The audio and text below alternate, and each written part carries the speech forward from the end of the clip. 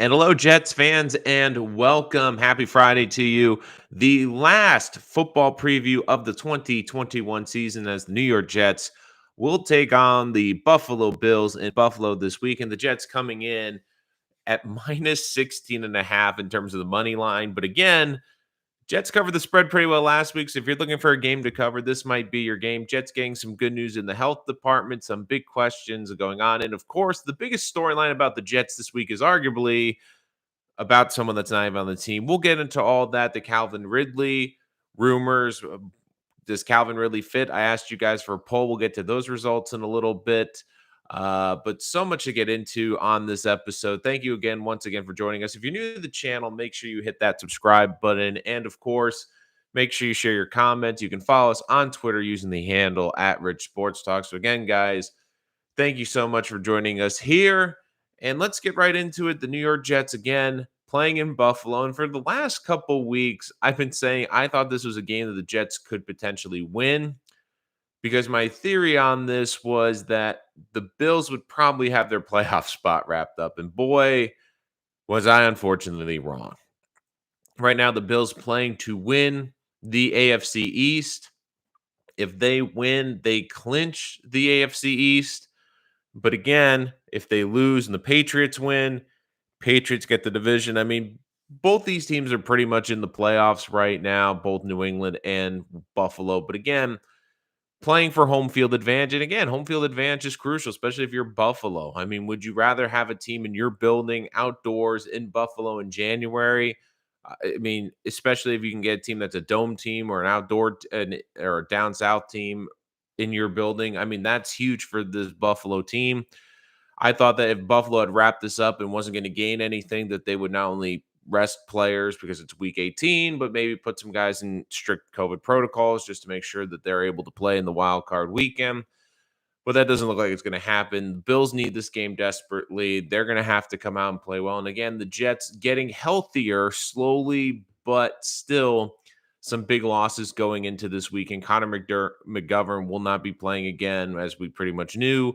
George Fant, the Jets shut him down after an unbelievable season, filling in at left tackle. So now, once again, Zach Wilson going in with the patchwork offensive line against the number one pass defense. And again, will be Wilson's first time playing the Bills, first time Mike White was the starter against the Bills. And we all know that is really where the Mike White run came to an end. And look, like even if Wilson struggles in this game, I think he's done enough over the last 6 games to show he's showing significant improvement. He's getting better. He's not turning the football over. And again, if he comes out and has a bad game, like he has 2 or 3 turnovers in this game, I don't think it's going to really crush this momentum because, again, this is a good defense. This is a defense playing with a playoff spot. And again, the Jets likely without key weapons. Will Michael Carter play in this game? Will Tevin Coleman play in this game? Carter has a concussion protocol. Coleman still has to deal with the COVID protocol. So again, if neither of those guys can go, the Jets will be down their top 2 running backs. And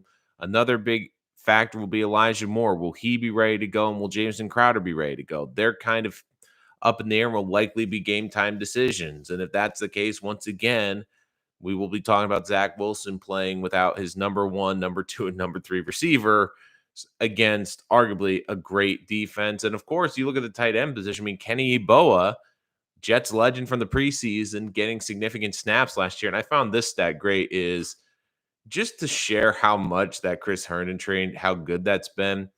I saw that Chris Herndon basically has like 2 catches for 40 yards and 1 touchdown in Minnesota for the 4th round pick. And basically Kenny Yeboah, who's played 1 game, has 2 catches for 32 yards. So he almost has the same production as Kristen Herndon, who the Jets just swapped for a 4th round pick. And again, like this weekend for a lot of Jet fans, it almost feels like, and you can tell me if I'm wrong in the chat again, guys, chat's open. Would love to hear your opinions. We'll get to Calvin Ridley in a minute, but what your thoughts are on this game. Again, I just feel like coming into this weekend, a lot of Jet fans will be watching the NFL, but it won't necessarily be this Jet game. It'll be the Seattle game, seeing where that draft pick will end up. And that pick can end up widely all over the place. I think the Cardinals are going to win that game because Cardinals, again, desperate to get some momentum going in the postseason. And it'll be interesting too, because I believe I was looking at the Seahawks could have as low as the 6th pick, but potentially as high as like the 10th or 11th pick. But even still, no matter where that pick finishes, it is still infinitely better than what the Jets were expecting. I mean, the Jets were expecting like a bottom first round pick. Like we're talking like 25 to 32. They in their wildest dreams never thought it would be possible that this would be a top 10 pick. And it looks like that will be the case here. And of course, Nick Chaplin already getting the ball rolling. So let's get to the elephant in the room, the big talking point around Jets. And if you're new to the channel, I put this on Twitter and I also put this on our community page. So again, if you're new watching these videos for the first time, make sure you hit that subscribe button because I love to get your feedback. I put this poll up yesterday on the YouTube channel and on Twitter asking, do you think the New York Jets should trade from Calvin Ridley? Calvin Ridley. And the poll was very strongly in favor of trading that. Online, we had 78% saying yes, 22% saying no, and a couple of comments based off of those. But again, where's this Calvin Ridley coming from? Well, reports coming out of Atlanta that the Falcons are looking for a complete fresh start. They're potentially looking to move on from Calvin Ridley, and it kind of makes sense. Ridley's only played 5 games this year, dealing with mental health issues. But again, if those check out for the Jets, Ridley is an incredibly talented player. Could be this team's version of what Stephon Diggs did for Josh Allen. And again, I don't think you're going to have to give up too much to get him because he's going to be $11 million next year on the cap, but then he's a free agent afterward. So the Jets basically have him for 1 year. And I just don't see a team really giving up a top 2-day pick for a guy that's contract's basically expiring and who has only played 5 games this year. But again, if the Jets had to offer like a 4 and then like a 6 or 7, I would absolutely do it. And again, you might be saying that seems a little high for a guy that could potentially only be here for 1 year. But even if he's only here for 1 year and he helps Zach Wilson develop and we come away after year 2 saying without question, okay, the Jets have their guy at quarterback. It's to me, it's worth it. And you look at the upside with Calvin Ridley, obviously an unbelievable talent, has the talent to clearly be a number one receiver in the NFL. But again, this was probably going to be his first year to really do it. In the times when Julio Jones wasn't on the field, showed flashes to be a number one receiver. But again, it's been a tough year for Ridley. And of course, these rumors basically that the Falcons are looking for a fresh start. They're looking to kind of reboot. And I find it kind of funny because they're talking about rebooting and everything, but they can't move on from Matt Ryan's enormous contract. I would not be shocked if they draft a quarterback in the first or second round to sit behind Matt for a year.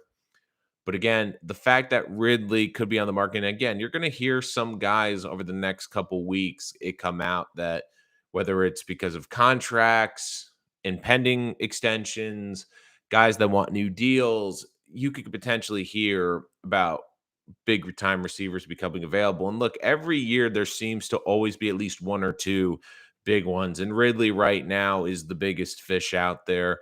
And if I'm the Jets, I would seriously look to get him because to me, the Jets, I understand that there's some good receivers in this draft, but it's not like last year's draft. There's no Devontae Smith, there's no Jalen Waddle at the top of this draft. I mean, there's no Jamar Chase. I mean, when we look back at the receiver class from last year, we might look back and say it's one of the greatest receiving classes of all time when it's all said and done.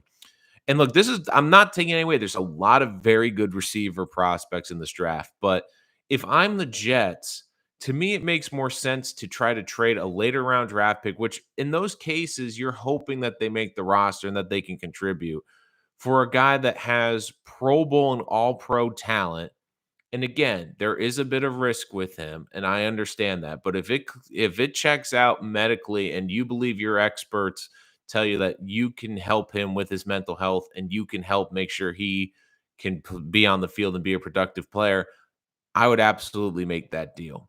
Because again, what it also helps you do is not only get you a playmaker, but it gives you incredible value. Because instead of the Jets now using one of those first round picks or their coveted second round picks on a wide receiver to help Zach Wilson in his development, all of a sudden this team that needs talent can use those picks to go out there and get other players, can go out there and add just good players. In the second round, they could add tight ends, they could add defensive help, they could add offensive line help. Like, for example, like a lot of the mock drafts, I see the Jets taking in this with the second first round pick, the Seattle picks, a lot of wide receivers. But one player I would consider, and I put this on my Twitter account again at Rich Sports Talk. The more I've been watching the film on these guys, one kid I would really love to see with the Jets is Nakobe Dean, the linebacker from Georgia. And to me, like if you're able to get a guy like Calvin Ridley and you're able not to give up too much to get him, that allows you to draft a guy like Dean who is a playmaker. And again, he's not Micah Parsons, but he's a step below. And you see the impact that Parsons has had on the Cowboys defense. I mean, Dean can do everything. He can cover what you want your linebackers do in this position. He can play downhill like a maniac, which we've seen Quincy Williams thrive at this year. And again, you add him to that linebacking core with Quincy Williams, you add him to that linebacking core with CJ Mosley. And again, CJ Mosley is going to be here next year, but long term, is he going to be a 2 or 3 year player for this organization? Odds are probably not. So again, you're just looking for good playmakers. And right now with this team, you just want guys that can make plays. And Dean, to me, on defense is probably the most underrated playmaker in this draft. And again, I would put that he's a bigger playmaker and has a bigger impact in the game than a guy like a Kyle Hamilton, who I know everyone loves. But again, I watched Dean's tape. That guy plays at 1,000 miles an hour. Forget 100 miles an hour. He plays like 1,000 miles an hour. In the chat, first responses to the Calvin Ridley. Again, guys, if you're new, you can always reach out in the chat. And of course, thank you for the comments that we had in response to the Calvin Ridley poll, both on our Twitter page and on the community page. I would love to get Ridley with Barrios, Davis, and more. There would be a pool of talent on the Jets. Absolutely. And look, Ridley's a number one receiver. And Ridley's a guy that's not only a big body, which helps, he's not only fast and can stretch the field, which helps Wilson's game, he's a good route runner. Again, if you can help and make sure that his mental health checks out, because it is something that you have to look into and you have to make sure that it'll work, because New York is also going to be very difficult in terms of the market, in terms of handling the media sometimes. But if you feel like it checks out and he can handle it, I would love to see Ridley here. Again, we're talking about a guy in his prime at 27 years old, a guy who the Jets can also offer him a contract extension, because again, don't forget, he's going to be have 1 year left on his contract and be looking for a new contract. And the Jets can give him that. They can, and they have the room to give him that. Scott Poulos, Jets would have to trade at least second round for Ridley. I actually disagree, Steven, because again, the thing that works against, which helps the Jets, is again, Ridley only has 1 year left on the contract, and the salary cap takes a big jump. He was getting paid, I believe his cap hit was like $2 million this year, jumps up to $11.5 million, which again, for a receiver of his talent, isn't bad. But again, you're taking on a bigger cap hit, and you're also talking about a guy that's not guaranteed a contract the year after. Stephon Diggs, the reason he was attractive to the Bills and the reason the Bills played such a premium was because, again, he was under contract. They didn't have to worry about necessarily giving him an extension right away. They had him under team control for a little bit. Really, the Jets will not have that luxury, and teams won't have that luxury. So again, 2 seems high. Could I see like a 3 and a 5? Again, that seems a bit pricey, but if I'm also the Jets too, even if it's a bit pricey, I would just take the gamble because it's still an elite wide receiver. I don't think you're going to need a 2 and a 4, as Stevens put. The trade is second and 4, so we basically trade Sam Donald for Ridley. I mean, that makes a lot of sense. But again, I just don't see the Jets necessarily having to do that, because Ridley's a free agent at the end of the year. And again, this is the funny thing. Like, Ridley, without question, is an incredibly talented receiver. Like, if we were to say, like, who talent-wise is a top 10 receiver in the NFL, you could put Calvin Ridley in that discussion for his size, his ability to stretch the field, his catching radius, his ability to catch the ball, make plays. And again, it's been tough. He hasn't been getting the recognition because, again, when he first came into the league, Julio Jones, obviously a huge star with Atlanta, still a huge star in this league, even in Tennessee. And again, Atlanta has not been good while he has been there. And then, of course, Kyle Pitts, because of where he went in the draft, was also a big talking point, too. I mean, you look at where the Falcons drafted Pitts and how much they traded to get Julio Jones. I mean, they're always going to be bigger headlines. But again, this just shows the value of quarterback, where you look at what Sam Darnold went for, and there was a question if he could play in this league. Quarterbacks are so much more valuable. And that's why I always laugh where I see these mock drafts where some guys don't have a quarterback going in the first 10 picks. I'm like, a quarterback's going to go. There's so many quarterback needy teams. Could the Giants now, because God knows what they're going to do with Joe Judge. If Joe Judge is no longer the head coach of the Giants, do they decide to finally pull off the Band-Aid and move on to a different quarterback? I mean, there's so much potential quarterback movement this offseason. But again, Washington, are they going to look to upgrade the quarterback position? Cleveland already. You're hearing the rumors about Baker Mayfield. It's funny because like 3 weeks ago, you were looking at how many teams need a quarterback. Now all of a sudden that number keeps growing.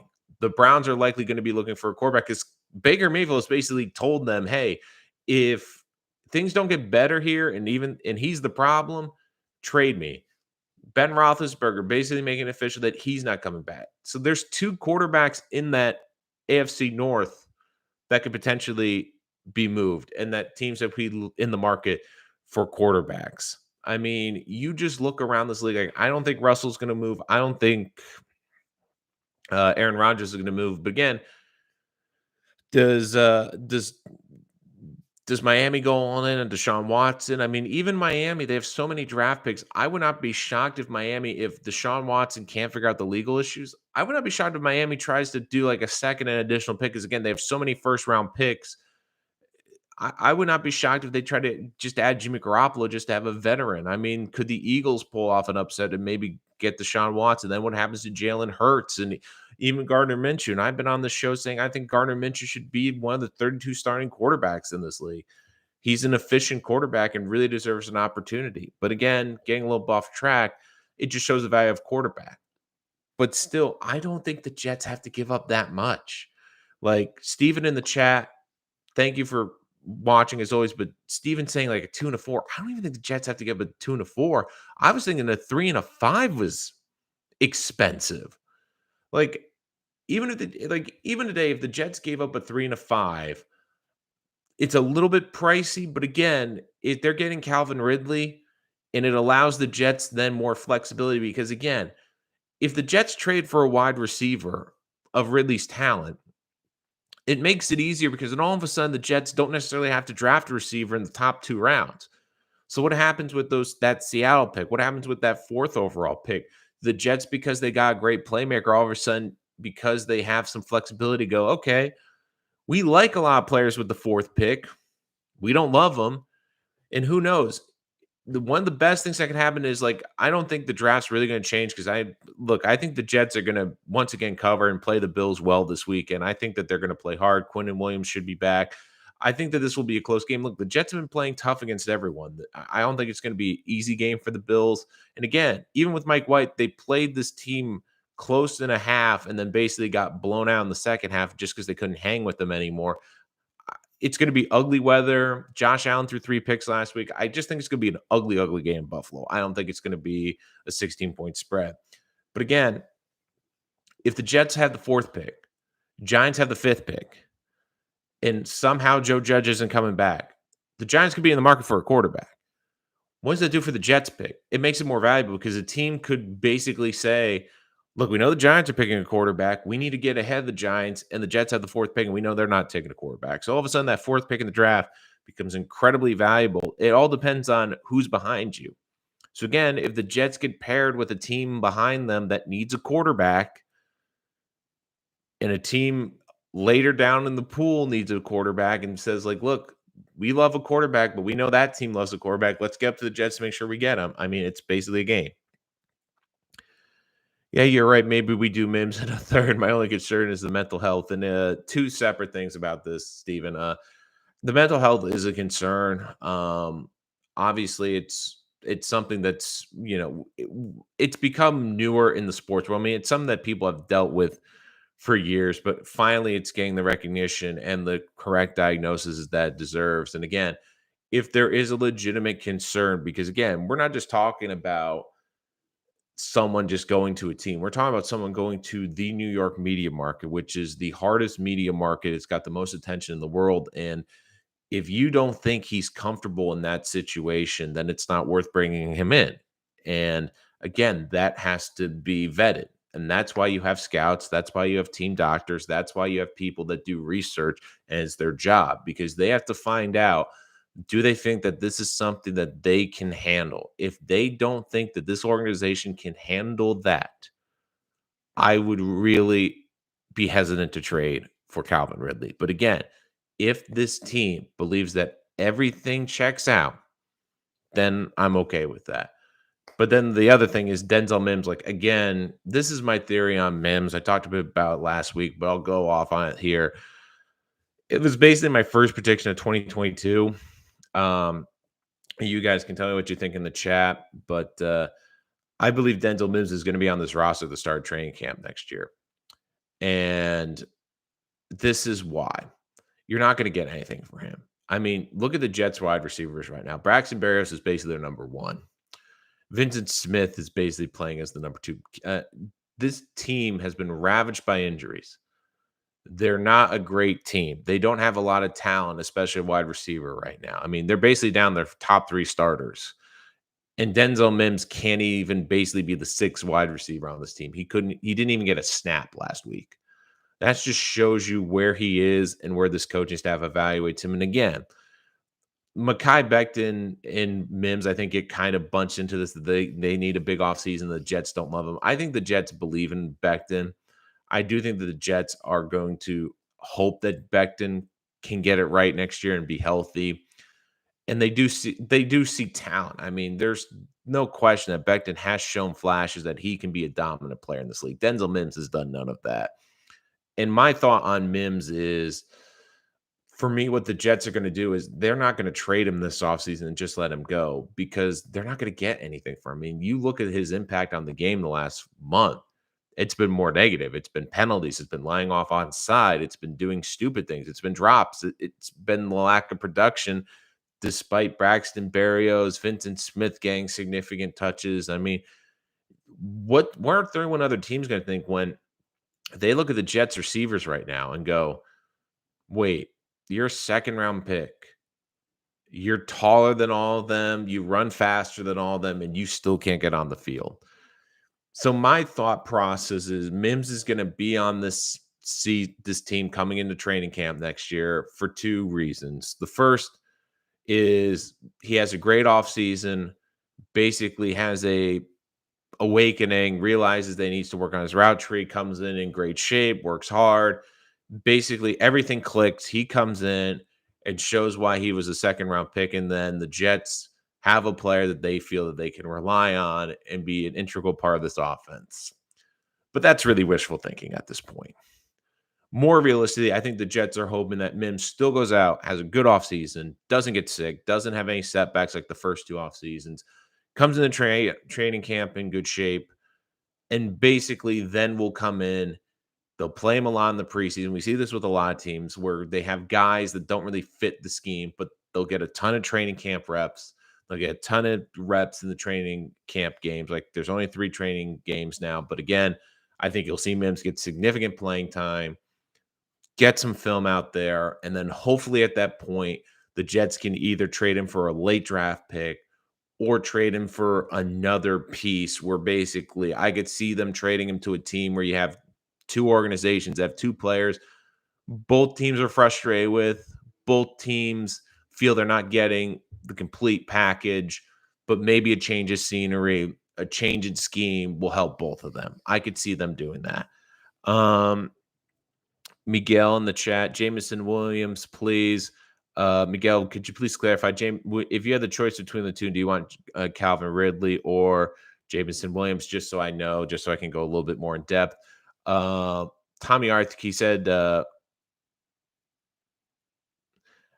Tommy, I'm just trying. Ridley is I'm guessing what you said is a real talented question mark. Because you said autocorrect. I mean, he is a question mark, but again, even when the Bills traded for Diggs, I mean, there was questions about his attitude. There's questions about how he would fit. And again, it was a risk and it paid off. And even like this season, like we've seen it work out for LA with Odell Beckham. And look, Beckham isn't back to where he was with the Giants, but he's had a couple touchdowns. He's been highly productive. I mean, he's had more touchdowns with the Rams in a short space of time than he did with the Browns. So again, it's one of those situations too where the Rams took a risk and it worked. I mean, the Cardinals took a risk on DeAndre Hopkins. It was probably the lowest risk in the world, but again, that's worked out.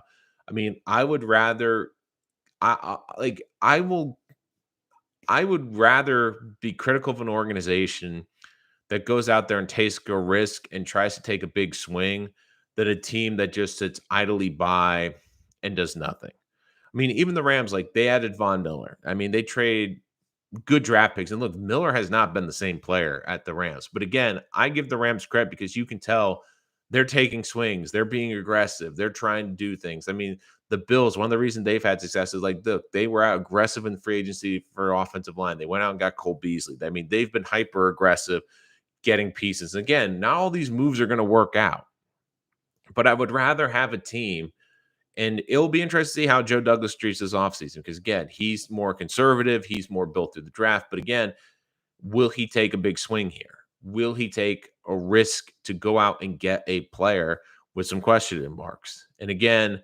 I just believe that if you can get him for the right price, it's just working. Even if it's for 1 year, even the Jets give up a third and like a sixth round pick in 2023 and really plays 1 year for the Jets, it would hurt. But again, if you come out of year two and you're like, okay, Zach Wilson's a quarterback, we finally have a franchise quarterback. To me, that is the most important factor. Jameson Williams, please. Williams, draft Williams. He will be cheaper and younger.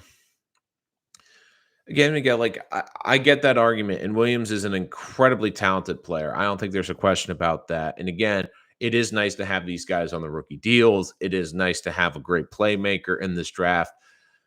But the only reason I'm a little, if I could get Ridley for the right price, why I lean toward Ridley is he's proven he can do it in the NFL. I mean, we've seen time and time again talented college players that perform on the college stage, even in the biggest game, play great and basically just they get to the next level and they struggle. I mean, Ridley has proven he can be not only a good player but a dominant player in the NFL. And the biggest argument I have against drafting Williams and trying to trade for Ridley is more or less the following, which is like, again, with Williams in the first round, I don't have a problem with the Jets drafting him, but this team has so many holes and they could use so many playmakers that if you're able to get a playmaker for later draft picks, and that allows you to continue to have those first and second round picks that you could use on other positions. Like for again, like if the Jets drafted like into Kobe Dean, like a great playmaking linebacker, instead of having to worry about getting a receiver, or they could add another pass rusher or another offensive line in the first round to help bolster this team. I mean, again, it's a little bit of addition by subtraction because again, if you get Calvin Ridley for like a fourth and a sixth or a third and a fifth, all of a sudden that first round pick you can use to address another need instead of wide receiver. So that's the only reason I would look at. And again, I get the appeal of Jameson Williams. He's incredible talent. If the Jets draft him, I have zero problems. But again, if the Jets can go out and get an established playmaker for late round draft compensation and then still have that front end draft compensation to get elite players that can help change this team, either on the offense or defensive side with playmakers, that's a reason why I would lean toward, again, if it's a toss-up between drafting a kid in the first round and trading draft picks to get an established receiver, give me the established receiver because I can still use those high-end picks to get good playmakers to help improve this roster and help expedite this rebuild. Stefano, how about a 3 and a 4 in Mims for Ridley? I don't think that personally, I don't think you can trade Mims for a bag of balls right now. So, like again, like I said, I just feel like Mims is going to have to be on this roster and prove in training camp next year that he can be a fit for some other team. So again, I keep seeing this. Like I saw in a bunch of chat in the comments for the quizzes, and again, thank you guys for joining us, and thank you for putting those Andrew's in the community page. But I kept seeing that was like a package where Mims in a 2, Mims in a 3. Like, again, like if you're trading Mims to Falcons, you almost feel like you had to give up extra because just for them to take Mims. And again, could the Falcons like Mims and want him in a package? Maybe. Could Arthur Smith, could he see something in Mims that we don't? Maybe, but the way Mims has played and the way things have gone for Mims, I just don't see a team trading for him right now, even like a 7th round pick. So to be, if you're going to trade for Ridley, it's going to be for draft picks, maybe some other player on the Jets, but it's not going to be Mims in the trade.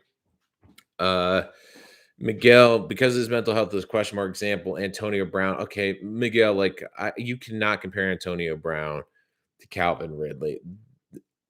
Completely different situations. Again, I get the red flag for Calvin Ridley. And again, like I said, if your team and your organization has vetted it and you feel like you can help this player and you feel like you can help this guy continue to grow and be in a nurturing environment, I would do it. But again, if you don't think you're not confident, then you don't trade for Calvin Ridley. But again, like Antonio Brown, I mean, he's had off the field issues in college. He's had them in Pittsburgh. I mean, he's had, he had an incident. He's had an incident with his own children. I mean, Antonio Brown, he's just not a good guy. I mean, Calvin Ridley, from everything you've heard about him, he's an incredibly hard worker. Like you haven't heard a bad thing about Calvin Ridley. He's going through something that a lot of us just don't understand.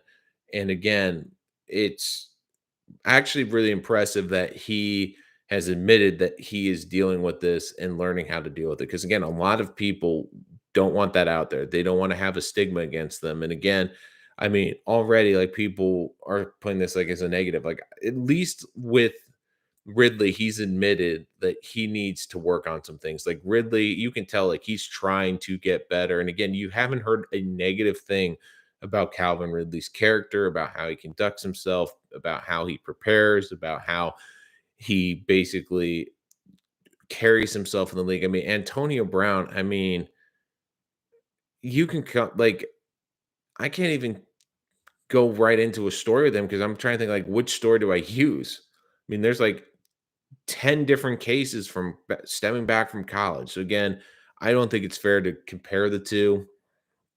But again, guys, if you have any other questions in the chat is open. If you're new to the channel, make sure you hit that subscribe button so you miss any of our New York Jets content. We have more mock drafts on the way. Of course, we have our 2.0 mock draft. We will have the next version once the season is over and the draft picks are finally set. So that should be coming within the next 2 weeks. We will have a free agency primer previewing the free agency period for the New York Jets coming up. And of course, I was thinking about doing this. Let me know in the chat if you want me to do this, but giving out grades for the 2021 rookie draft class, how they performed this year.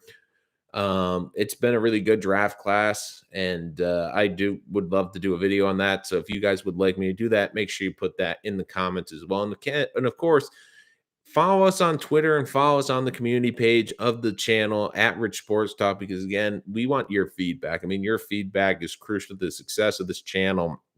And of course, for our content. I mean, we put the poll up yesterday about do you want Calvin Ridley here? And both polls, both on Twitter and both on the YouTube page, have basically shown you have strong support. 78% voting that they would have it.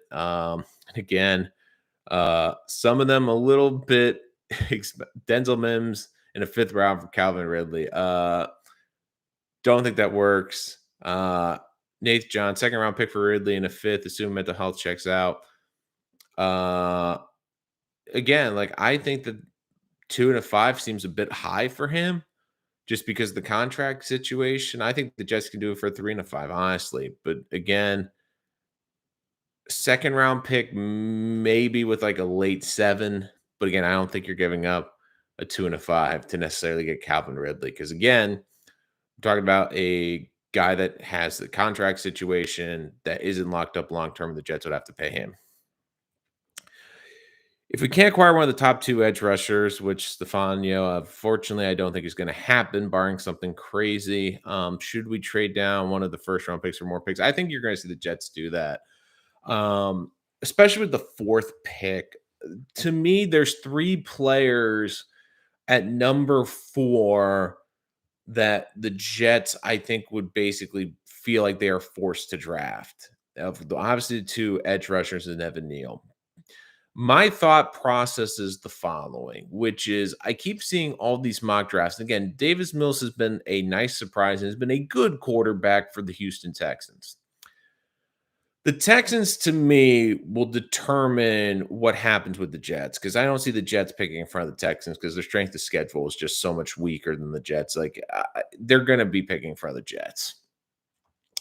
The Texans are the real wild card for the Jets because, again, a lot of people keep saying they're not going to take a quarterback. They're not going to take a quarterback.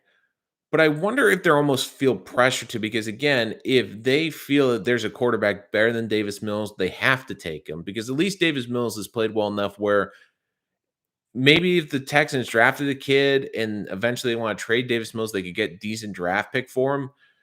But again, the Texans are in a weird position because, like, their franchise, like, we talk about dysfunctional. I mean, they are incredibly dysfunctional, but they also are like the Giants. They have no juice.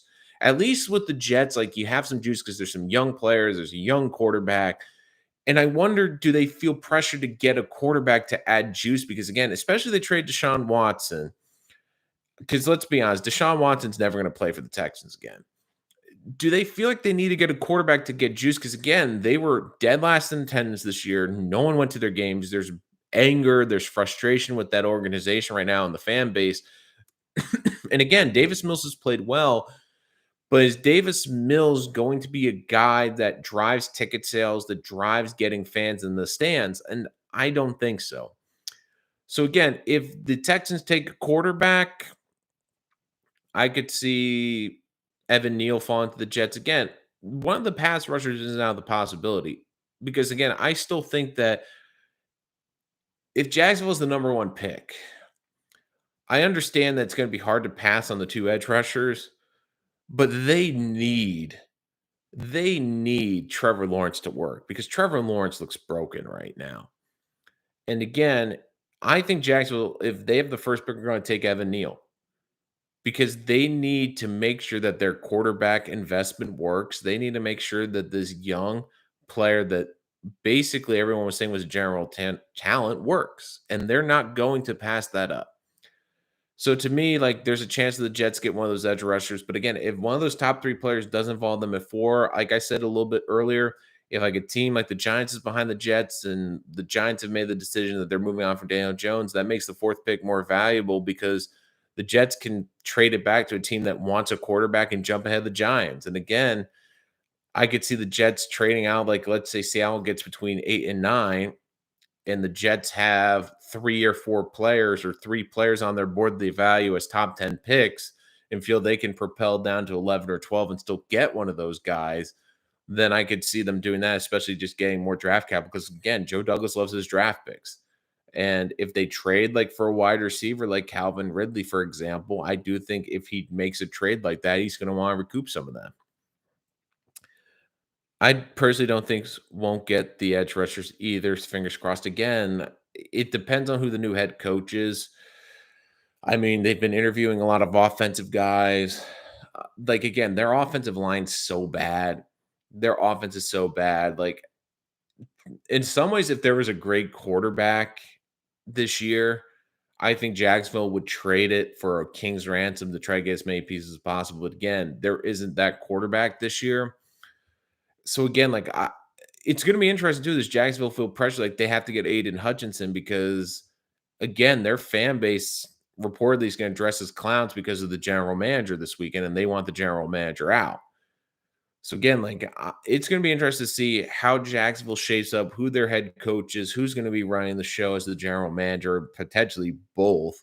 Because I could see, like, that's a theory I have on Jim Harbaugh is if he comes back to the NFL, like his biggest issue in San Francisco was the lack of control and the lack of say over the roster, and that really is what ice that relationship in the end, where if Jacksonville basically said, hey, you get to control the roster and you get to make the final decisions on the roster, even with the general manager.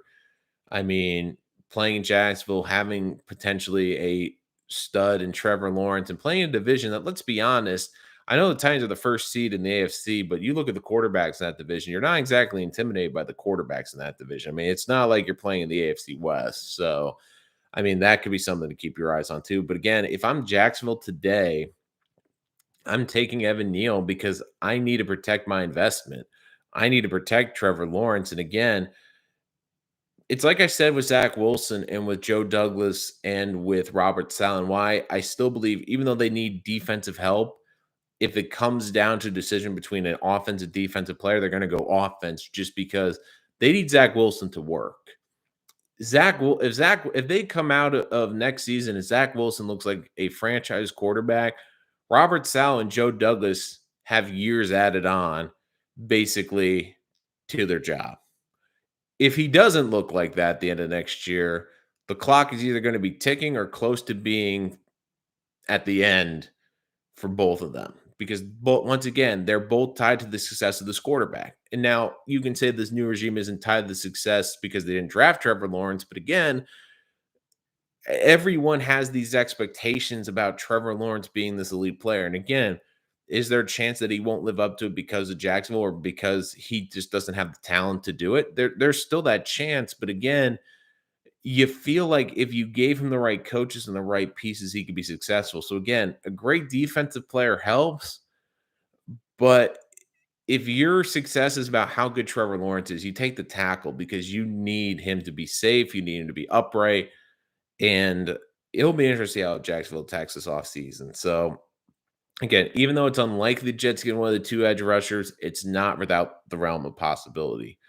So we'll just have to see how the draft shakes up at the end of the week. But again, I believe if you have any other more questions, put them in the chat. But this is my thought. My prediction is the Jets trade one of the first two first round picks back for more picks.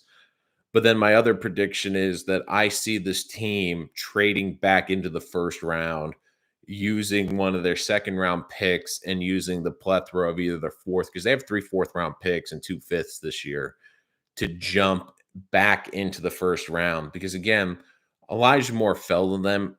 They were shocked and they were talking about trading back in. If a great receiver like Drake London or Burks from Arkansas falls outside the top 20, I could see the Jets jumping up. If one of the great, like Ojabo, the edge rusher from Michigan, if he's somehow sitting there at 20 or 21 because there's been a run on offensive linemen or quarterbacks, I could see the Jets trading back up. If there's a good corner that the Jets had a top 10 grade on, sitting there at 22 or 23, I could see the Jets saying, we have to go up and get that guy. So I think the Jets are going to trade back. I'm going to think they're going to trade up and back. I could see them trading one of the first picks back, but then also using one of those second round picks to get back in. Because again, if the Jets also trade that first round pick, they're going to get a bunch of assets. Don't be surprised they use some of those assets to move up again and get players. I mean, could even be a situation where the Jets, because they have so much draft capital and because certain players fall, like, could it be a possibility that they may even trade both second round picks? Because again, these are high second round picks. I mean, they're going to be in the top 40. I mean, basically, they're going to be 2 top 10 second round picks. Could the Jets package them with later round picks to move in and get 2 first round picks? I mean, could the Jets have a situation like when they did years ago where they had 4 first round picks? I mean, it's not without the realm of possibility because, again, the Jets have so much draft capital. They can pretty much do what they want. And they're one of the few teams that can basically dictate the entire draft. So there's a lot that they could do. So again, like the way this Jet season has gone, as usual, this show has gone from previewing a game to, and I get it. It's a lost season. It's a season where we're looking forward to talking about, we end up talking about the draft, talk about free agency. So again, guys, thank you as always for joining us here today. Any other questions that you have in the chat? Just looking right now, seeing if you guys have any other new questions. Would love to get your thoughts. Talked extensively about Calvin Ridley. Again, thank you guys for filling out that poll on the community page and on our Twitter handle at Rich Sports Talk. Stefano with another question. If you guys have, once again, questions, put them in the chat. Because Becton has been quite disappointing with his health, can you see drafting an offensive lineman in the first 2 rounds? Not even Becton. Even if Becton was healthy, I could see this team drafting one. I mean, Laurent Duvernay Tardif, I can never say the name right. I'm sorry. He's been great for the Jets. He's been a nice pick. I mean, you look at the Jets' run offense since he's gone there, it has gone from being one of the worst in the league since week 11 to being one of the best. I would not be shocked if the Jets try to bring him back at guard. But again, Joe Douglas was an offensive lineman. He prides himself on building through the trenches. And again, you look at San Francisco. I mean, they've put an emphasis on building their offense and defensive lines. So I would not be shocked if the Jets, especially, drafted like one of their first 2 first-round picks is on offensive lineman. Because again, too, it's also where can you get guys in the draft? And I know a lot of guys are screaming, you got to get a receiver in the top 10. I don't necessarily think you have to. Because again, like you can find good wide receivers in the second or third round. Like you can find good players at certain positions later in the draft. You're not going to find really good offensive linemen. I mean, there's always a couple that fall through the cracks, but again, they're guys that usually have to develop for 2 or 3 years on a practice and backup squad. So again, like if Tyler Linderbaum is there later, like in the first round, around 10 or 11, I think it's going to be hard for Joe Douglas. Sorry, I've been talking so much Giants lately that got in there to draft Linderbaum. Kamwu is a really dominant offensive lineman. I could see him playing guard again. A lot of these offensive linemen in this draft, the first 3 tackles on my board. The nice thing about all 3 of them is they have experience playing inside, and they can basically, you could play them at 4 different positions. Like you might not ideally love them at left tackle, but they could play left tackle, they could play right tackle, they could play the 2 guard positions. So again, if the Jets decide to go that way, I could see them easily doing that because again, like Joe Douglas probably feels like he can get a receiver. Like in my last mock draft 2.0, I had them getting Chris Olave, the wide receiver from Ohio State, early in the second round because again, there's so many good wide receivers. I was just saying, like, look, if you could get Olave in the second round, that would be amazing. And again, like I was just saying, I could see a receiver falling to the mid 20s like Elijah Moore did last year, and the Jets basically trading up to get him. Like that to me is where I think the Jets will look for a receiver as opposed in the top 10, where they're looking and saying, there's some really good linemen in this draft, but there's probably 4 blue chip offensive linemen with Neal, Okamwu, Cross, and Linderbaum. And I would not be shocked if the Jets come away with one of those guys. Whether it's Linderbaum to play center, they can kick McGovern out to guard, or they can move on from him because of his contract hit. Whether it's one of the 3 tackles, because all 3 could play tackle. Worst case scenario, you kick them inside. Fant plays right tackle. Becton's healthy the entire year, plays left tackle. Worst case scenario, you kick Fant back out to left tackle. One of them plays right tackle, and then you bring in Duvernay Tardif, or you have like a really high-end backup guard where you can basically say, okay, they're going to play guard and we won't lose much if they're starting. So again, I could see the Jets doing that. There's a lot they can do, but again, like with the wide receivers, earlier, Jameson Williams was a big name in this conversation. And again, like I don't think there's a ton separating wide receivers 1 and 2 in this draft between wide receivers 3 and 6 in this draft. The offensive linemen, once we get past those big 4, there's a lot of questions. There's a lot of, they can have good potential. But again, you look at the pass rushers, like even the pass rushers in this draft, I think Karlaftis or Jabu from Michigan is high at 4, but the Jets could maybe get them like between 7 and 12 and you'd be happy. Again, like I feel like there's some decent pass rushers that could sneak and you can get late in the first round, early second. There's a wide receivers. I mean, we saw last year with Elijah Moore that sneak out into the second because again, in the first round, What dictates pushing guys down the board is going to be the quarterbacks and the offensive linemen. And I could see a run on offensive linemen at one point, but more importantly, the quarterbacks. I mean, every year, I mean, I keep seeing the comments like, oh, this will be the first time we don't see a quarterback go in the top 15. That's or top 10. There's going to be a quarterback. There's going to be at least, I don't love this quarterback class, but history has shown us there's going to be at minimum 3 quarterbacks taken in the first round, probably 4 or 5. And because of that, that's 3 or 4 players that are going to get pushed down boards because teams need quarterbacks. So again, because the Jets have such high second round picks, they could easily get a top 15 talent guy that falls to the mid 20s and scoop him up.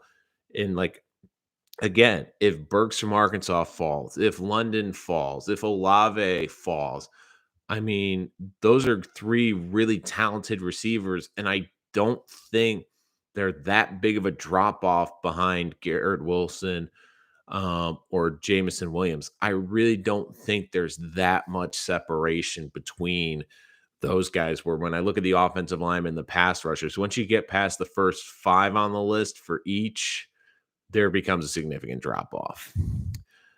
Linemen or pass rushers, pick one and trade back the other pick, then look for quarterback, wide receivers, tight end, etc. And Ara, I completely agree.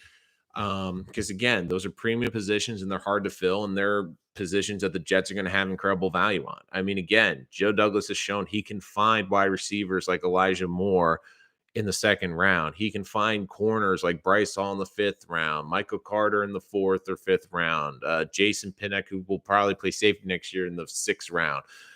I mean, you can find like running backs and corners and secondary guys. Like, look, they're not going to be the A players, but you can find good depth and good rotational players on day 3 of the draft.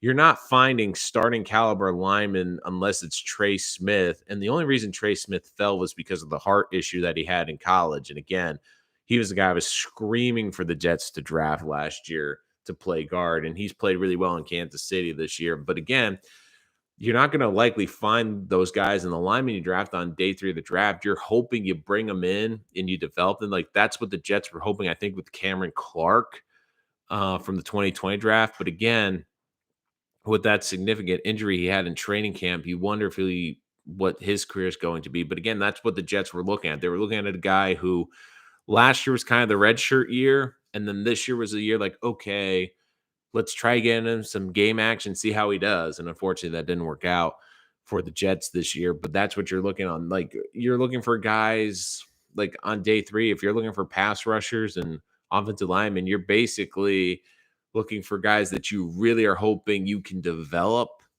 and are kind of diamonds in the rough. But really, guys that at the most you're hoping get, especially pass rushers, maybe like 3 or 4 or 5 snaps a game in a rotational situation, but you're not relying on them to be your pass rusher. So again, that's where I see the Jets going. Again, there's so much mock drafts. And again, guys, I'm going to have full 7-round mock drafts after free agency. I have 3-round mock drafts right now. If you haven't checked out the latest, go check it out, the 2.0 version on the channel right now.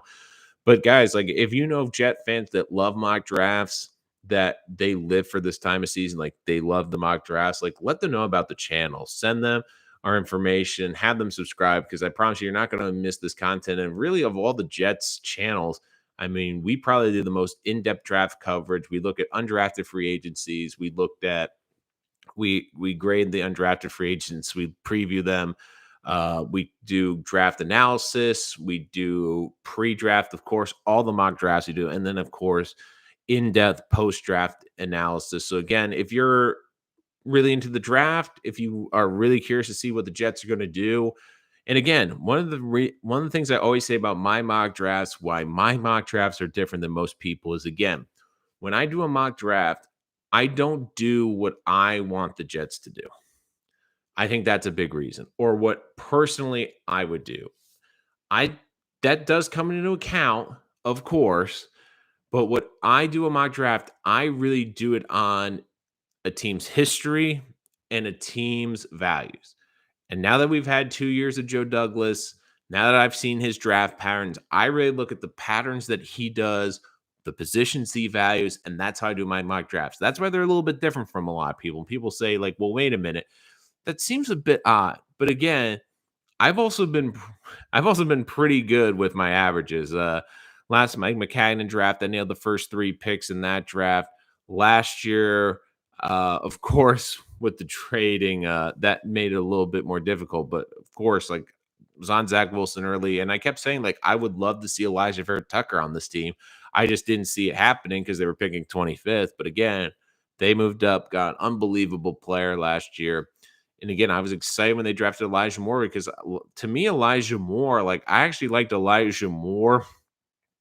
And in retrospect, probably not the best look. I, in some ways, liked him better than Jalen Waddle. And look, Waddle's had an unbelievable rookie year. But again, I looked at his durability and I was concerned about that. But he's had an unbelievable year with Miami. But I do think Elijah Moore has established, was on most people's board, the fourth receiver. I don't get why Kadarius Toney went ahead of him. But again, you worry about his durability a little bit. But overall, I think that's been a home run pick for this Jets team. But again, guys, we will be back here on Monday morning, 10 a.m. to recap the final game of the Jets season, talking about Zach Wilson's performance. Hopefully, there won't be any botched 4th and 2 calls this week, but there are. We will go in depth on them. But again, guys, thank you so much for joining us here on the channel. As always, love your comments. Make sure you subscribe so, again, you don't miss any of our community posts. You can react to them. So you can tell us what you would like to see, what content you would like going forward. But again, guys, thank you so much for joining us. We'll see you Monday when we recap the Jets and the Bills from Week 18, the final game in the Jets 2021 season.